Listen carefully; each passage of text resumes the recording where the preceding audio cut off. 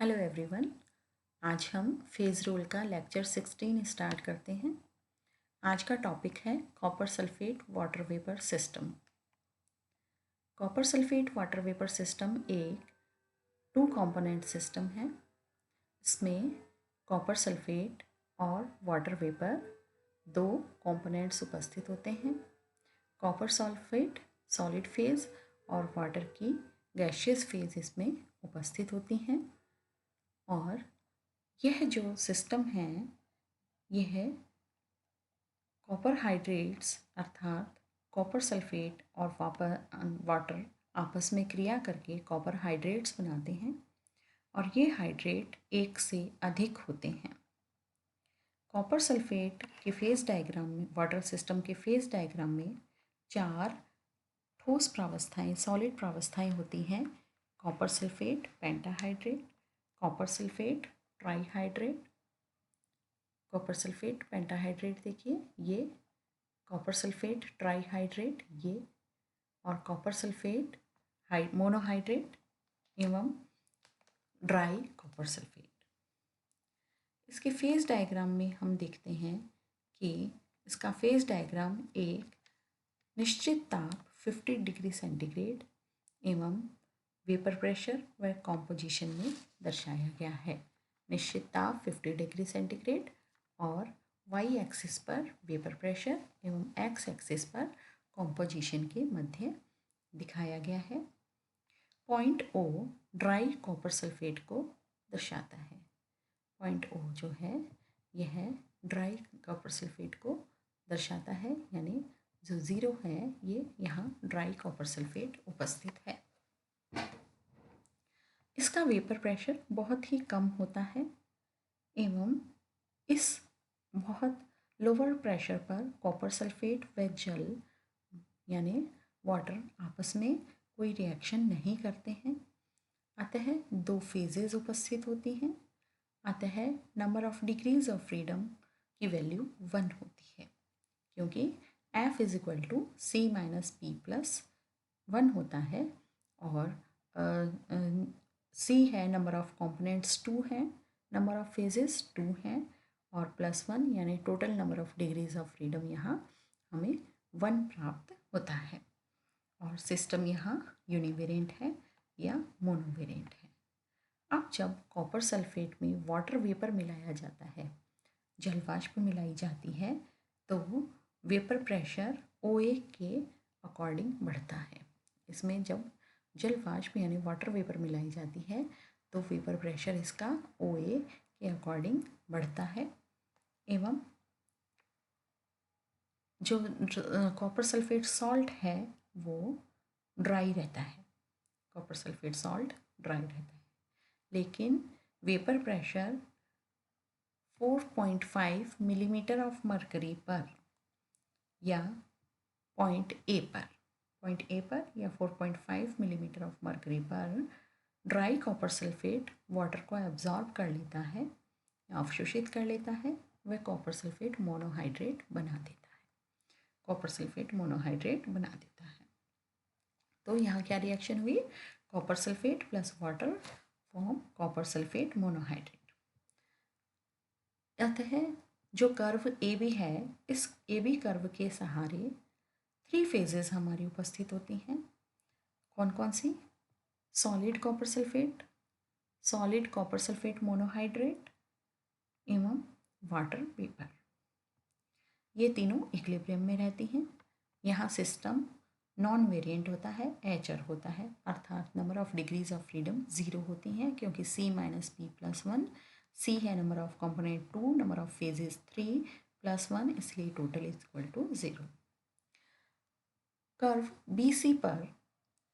BC पर 2 phases copper sulphate monohydrate and vapour, copper sulphate monohydrate and vapour equilibrium में रहते हैं तथा यहाँ जो सिस्टम है वो यूनिवेरिएंट रहता है, अर्थात number of components minus phases plus 1, component 2 है, फेजेस 2 है, plus 1 is equal to system यहाँ मोनोवेरिएंट या यूनिवेरिएंट रहता है।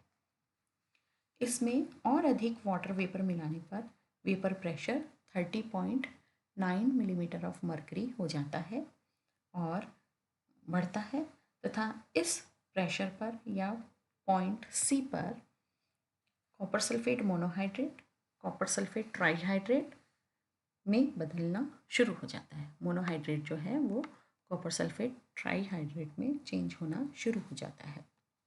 और रिएक्शन क्या होती है? Copper sulphate monohydrate reacts with two water molecule and gives copper sulphate ट्राईहाइड्रेट। इसे हम कर्व CD के द्वारा भी शो कर सकते हैं। यहाँ 3 फेजेस प्रेजेंट होती हैं, अतः जो सिस्टम है यहाँ वो अचर यानी नॉन वेरिएंट रहता है, अर्थात वेपर प्रेशर यहाँ स्थिर होता है जब तक कि सारा के सारा कॉपर सल्फेट मोनोहाइड्रेट ट्राईहाइड्रेट में चेंज नहीं हो जाता है। इसके बाद वाटर वेपर और अधिक मिलाने पर प्रेशर और बढ़ता है।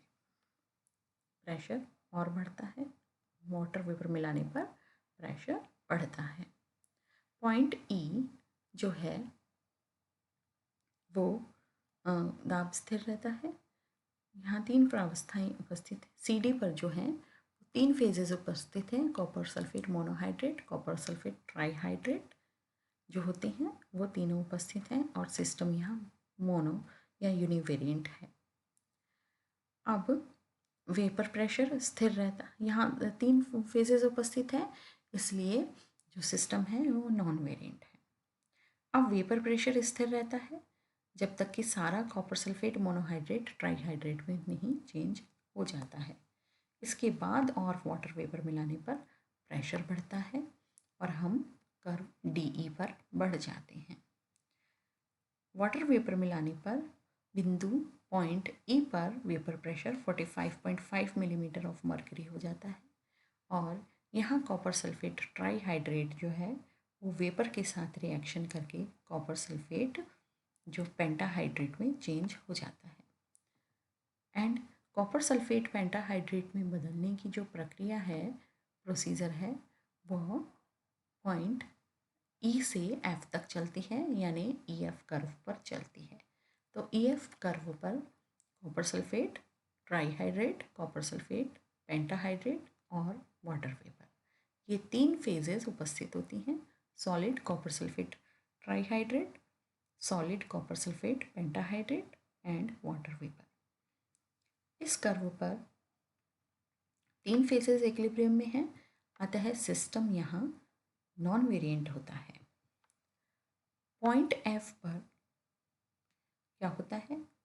पॉइंट F पर जो है वो 3 प्रावस्थाएं तो E पर हो गई और पॉइंट F पर कॉपर सल्फेट का हाइड्रेट में बदलना पूरा हो जाता है, यानी फुल कॉपर सल्फेट जो है, कॉपर सल्फेट के सभी मॉलिक्यूल्स हाइड्रेट में चेंज हो जाते हैं और यहाँ सॉलिड कॉपर सल्फेट पेंटाहाइड्रेट जो है वो वाटर वेपर के साथ इक्विलिब्रियम में रहता है। अतः लाइन FG जो है वो यूनिवेरिएंट है, अर्थात इस लाइन पर copper sulphate pentahydrate water vapour के साथ इक्विलिब्रियम में बना हुआ रहता है। अतः यहाँ लिखा यह जो FG है यह मोनोवेरिएंट है।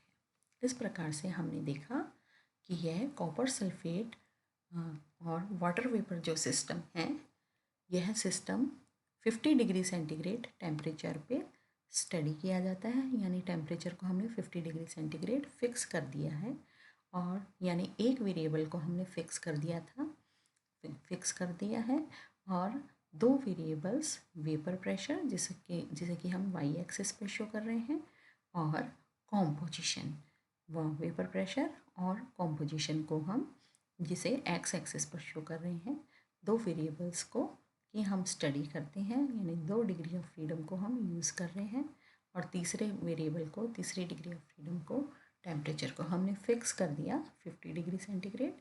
इस प्रकार से हमने देखा कि कॉपर सल्फेट वाटर सिस्टम में जो बिंदु O पर कॉपर सल्फेट ड्राई स्टेट में प्रेजेंट है और यह वेपर से इस टाइम कोई रिएक्शन नहीं करता है और जब इसका प्रेशर, वेपर प्रेशर बढ़कर 4.5 मिलीमीटर ऑफ मर्करी हो जाता है, तब ये वाटर वेपर से जो है यह कंबाइन करना शुरू करता है तथा कर्व ए बी पर कॉपर सल्फेट मतलब एनहाइड्रस कॉपर सल्फेट और कॉपर सल्फेट मोनोहाइड्रेट जो है वो दो सॉलिड फेज एवं वाटर वेपर इक्विलिब्रियम में रहती हैं। बी से सी तक जो है वो कॉपर सल्फेट मोनोहाइड्रेट ही अपने उसमें रहता है, फेज में रहता है और इसका वेपर प्रेशर बढ़ने लगता है। 30.9 millimetre of mercury vapour pressure पर पहुंचने पर copper sulphate monohydrate copper sulphate ट्राईहाइड्रेट में बदलना शुरू हो जाता है। अतः कर्व सी डी पर कॉपर सल्फेट ट्राईहाइड्रेट और कॉपर सल्फेट मोनोहाइड्रेट एवं वाटर वेपर इक्विलिब्रियम में रहते हैं। कर्व पॉइंट डी पर कॉपर सल्फेट ट्राईहाइड्रेट पूरा का पूरा संपूर्ण कॉपर सल्फेट ट्राईहाइड्रेट में चेंज हो जाता है। डी से ई तक का ट्राईहाइड्रेट का वेपर प्रेशर बढ़ता है। वेपर प्रेशर बढ़कर जब 45.5 डिग्री होता है तब 45.5 मिलीमीटर ऑफ मर्करी हो जाता है, तब कॉपर सल्फेट ट्राईहाइड्रेट पेंटाहाइड्रेट में बदलना शुरू हो जाता है।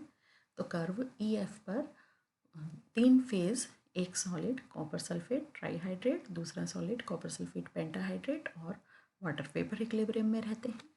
पॉइंट एफ पर सारा का सारा कॉपर सल्फेट पेंटाहाइड्रेट में चेंज हो जाता है और अब जो है ये कॉपर सल्फेट पेंटाहाइड्रेट जो है यह इसका वेपर प्रेशर पॉइंट जी तक बढ़ता है। तो इस प्रकार से हमें यह कॉपर सल्फेट का वाटर वेपर के साथ फेज डायग्राम प्राप्त होता है। आज हमारा यह लेक्चर यहीं समाप्त होता है। धन्यवाद।